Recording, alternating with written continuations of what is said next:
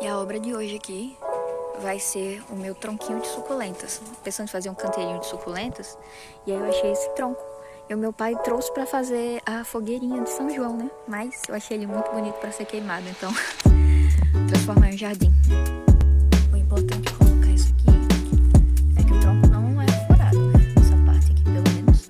Ali ele tem uma aberturazinha, mas ele tá mais inclinado para esse lado aqui. E tem que colocar a camada de drenagem para não afogar as suculentas quando tiver nesse período de chuva forte. Essas coisinhas brancas aí, tem até pena ali, cama de oviário.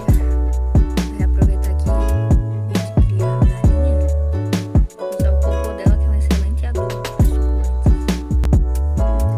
O restante aqui, usar a terrinha, tá? Fica ali embaixo das árvores, tem bastante matéria orgânica, ó. Aqui, se decompondo também, a areia, que tem uma areia bem granulosinha. Você pode ver que ela é bem soltinha, não compacta, fácil.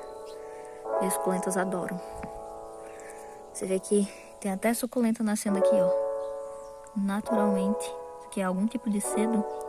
Nasceu sozinho.